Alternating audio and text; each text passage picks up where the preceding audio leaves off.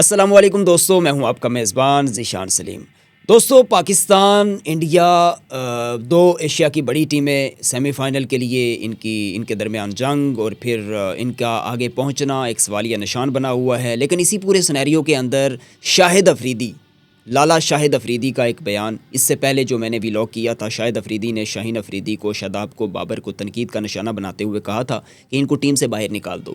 شاہد افریدی نے رات ایک انٹرویو میں ایک اور بیان دیا۔ جب ان سے صحافی نے سوال پوچھا کہ آپ نے شاہین کو تنقید کا نشانہ بنایا، تو آپ نے دیکھا کہ اس کے بعد شاہین بڑے زبردست طریقے سے کم بیک کرتے ہوئے نظر آئے انگلینڈ کے خلاف میچ میں۔ گو کہ پاکستان انگلینڈ کے خلاف ہار گیا تھا، لیکن شاہین افریدی کی جو انڈیویجولی پرفارمنس تھی وہ بڑی اچھی پرفارمنس تھی۔ تو شاہد افریدی نے کہا جی ہاں، انہوں نے ایک اور بات کا اضافہ کیا کہ میری بیٹی نے مجھے کال بھی کی، مجھے پوچھا کہ بابا ایسا نہ کریں، ان کی انسلٹ نہ کریں۔ تو مطلب وہ اپنے الفاظ میں یہ بتانا چاہ رہے تھے کہ میں نے اسے بتایا یہ میرا حق ہے اس کے اوپر تنقید کروں اور اسے سیدھا کروں۔ اب وہاں پہ ایک نکتہ بتایا کہ میں شاہین کی سائیکی جانتا ہوں، جب میں اسے تنقید کا نشانہ بناتا ہوں تو وہ غصہ کرتا ہے اور وہ غصہ آتا ہے اس کو، تو وہ کہتے ہیں کہ غصہ دلانا مقصد ہوتا ہے اور وہ مقصد پورا ہوا۔ اور وہ یہ بھی کہتے ہیں کہ اگر میرے ہاتھ میں، میرے بس میں ہوتا تو میں انگلینڈ کے خلاف میچ میں بھی شاہین کو نہ جانے دیتا۔ لیکن خیر، ہم نے دیکھا جی شاہین نے انڈیویجولی بڑی اچھی پرفارمنس دی ہے، پاکستان کو ایک پہلے ہی اوور کے اندر ایک پہلی وکٹ دلائی ہے۔ وہ کہ پاکستان میچ ہار گیا انفارچونیٹلی، اب پاکستان پہنچے گا آگے نہیں پہنچے گا اس کے اوپر ہم آگے بات کریں گے۔ لیکن ابھی میں آپ کو کچھ چیزیں سامنے لانا چاہتا ہوں، آپ کے بہت ضروری ہیں۔ پاکستان اس ایونٹ کے اندر کچھ چیزیں پاکستان کرکٹ بورڈ کی جانب سے ہمارے سامنے آئی ہیں۔ ابھی جو میچ ہارا ہے انگلینڈ کے خلاف پاکستان، تو محسن نقوی صاحب نے کچھ اعلانات کیے ہیں اور ان میں ایک سرجری کی بات ہو رہی ہے۔ کافی زیادہ کرکٹ کے حلقوں میں یہ بات ڈسکس کی جا رہی ہے جی سرجری ہوگی۔ اب مجھے ایک بات کی سمجھ نہیں آتی، سرجریاں تو کافی عرصے سے ہوتی چلی آ رہی ہیں، لیکن میں آپ کے سامنے جو پوائنٹس رکھنا چاہ رہا ہوں وہ سن کے جائیں۔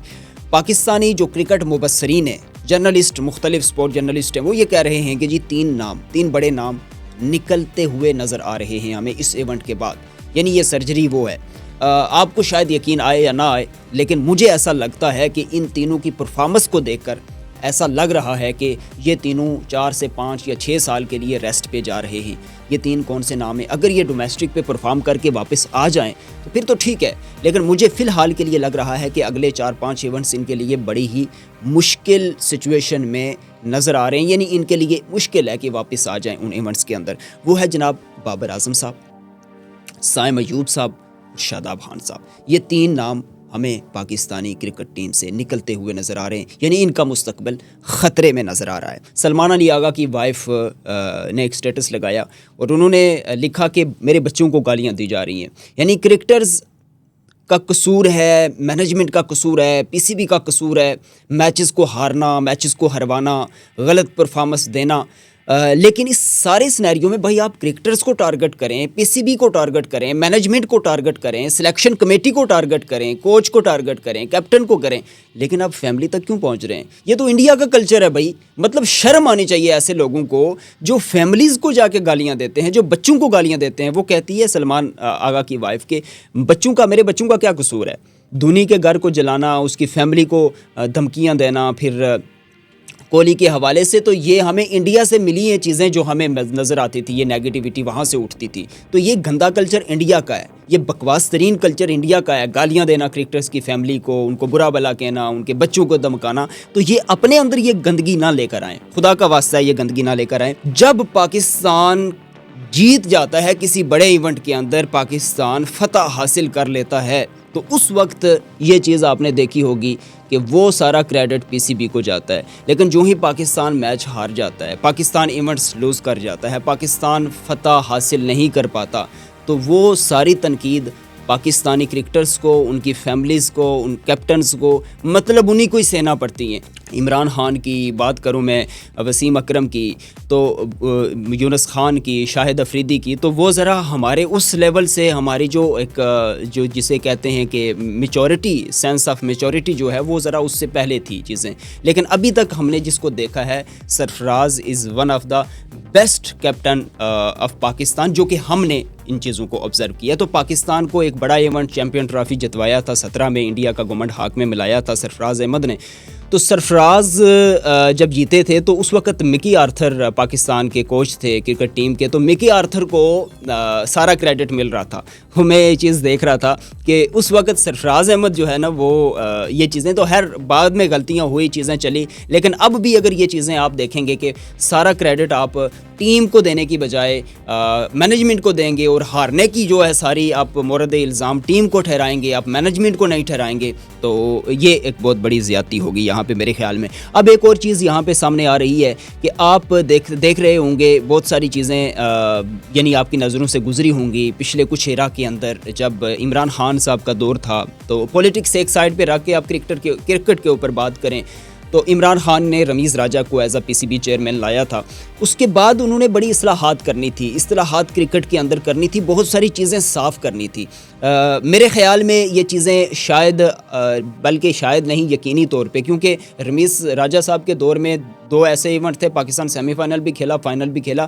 اس وقت اگر عمران خان صاحب ان اصلاحات کو پورا کر پاتے تو میرے خیال میں ہمیں اس مینجمنٹ کے اندر وسیم اکرم بھی نظر آتے، شعیب اختر بھی نظر آتے، وقار یونس بھی نظر آتے، ثقلین مشتاق بھی نظر آتے. میں یہ بات اس لیے کر رہا ہوں کہ آپ کو ایک چیز کا پتہ ہونا چاہیے کہ بھائی جو کرکٹر ہے نا وہ کرکٹرز کے مائنڈ سیٹ کو بہتر طریقے سے بہتر سے بہترین کر سکتا ہے، جیسا کہ عمران خان صاحب نے کیا. اس ٹائم انہوں نے بہتر اصلاحات کرنے کا سوچا، ان لوگوں کو واپس لانے کا سوچا، باہر سے کرائے کے اوپر، باہر سے تنخواہوں کے اوپر لے کر کوچز کو آنا اور پھر ساری چیزوں سارا سینیریو اس طریقے سے بدلنا. میرے خیال میں عمران خان کے کچھ انیشیٹوز ایسے ہونے تھے جو اب ہماری کرکٹ کو جو یہاں پہ ہے وہ کہیں اور ہمیں نظر آ رہی ہوتی. تو یہ ایک ہم نے ایک ہمارے لیے ایک سمجھ لیں کہ وہ ایک ایسا دور تھا کہ جو بہتر ہو سکتا تھا کرکٹ کے لیے. خیر ہار جیت کھیل کا حصہ رہتی ہے جی. اب تک پاکستان کسی بھی بڑی ٹیم کے خلاف میچ نہیں جیتا، کسی بھی بڑی ٹیم کے خلاف. ساری ایسوسیٹ ٹیمیں تھیں، یعنی نیدرلینڈ کے خلاف، یو ایس اے کے خلاف، پاکستان نامیبیا کے خلاف میچ جیتا ہے.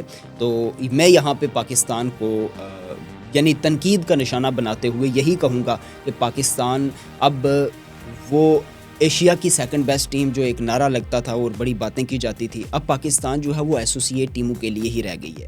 اب ہم مطلب یہی سوچتے رہتے ہیں فلاں سے ہار جائے، فلاں سے جیت جائے، فلاں جو ہے نا وہ فلاں کو مار دے، فلاں مر جائے اور فلاں بیمار ہو جائے اور فلاں کی بس ادھر تک نہ پہنچے، اسٹیڈیم تک نہ پہنچے، فلاں کے گھر سے کال آ جائے، اس کی کوئی ایمرجنسی پڑ جائے. مطلب ہمارے جو ہے نا وہ کرکٹ شائقین کا سینس یہی بن گیا ہے. اب یہی سوچ ان کے اندر ڈیولپ ہو گئی ہے. اچھا دوستو، یہ ساری گفتگو آپ کے سامنے رکھی میں نے. اس پورے سینیریو میں آپ کس کو مورد الزام ٹھہراتے ہیں؟ پاکستان باہر ہوا، پاکستان باہر ہونے جا رہا ہے، پاکستان کی کرکٹ تباہ کن کرکٹ بن چکی ہے. پاکستان کے اندر ایک بڑی اصطلاحات کی ضرورت ہے، ایک بڑی صفائی کی ضرورت ہے. سرجری کی باتیں کرنے والوں کو اب پتہ نہیں کون سی سرجری ہوگی، کیسی ہوگی. میں نے کچھ نام آپ کے سامنے رکھے ہیں. آپ کو کیا لگتا ہے پاکستان ان ناموں کو باہر کر سکتا ہے؟ کسی بھی یہ بڑا فیصلہ کر سکتی ہے؟ اگر کر سکتی ہے تو کیسے کرے گی؟ پھر ان کی جگہ کون الٹرنیٹ ان کا کون ہوگا؟ اس کے اوپر ضرور اپنے کمنٹ باکس کے اندر ضرور دیجئے گا. اگلی ویڈیو میں ہم کیلکولیشن کے ساتھ آئیں گے. پاکستان سیمی فائنل میں کیسے جا سکتا ہے، انڈیا سیمی فائنل میں کیسے جا سکتا ہے، اس کے اوپر ہم بات کریں گے اگلی ویڈیو میں. تب تک کے لیے اپنے میزبان ذیشان سلیم کو دیجیے اجازت. اللہ حافظ. اللہ نگہبان.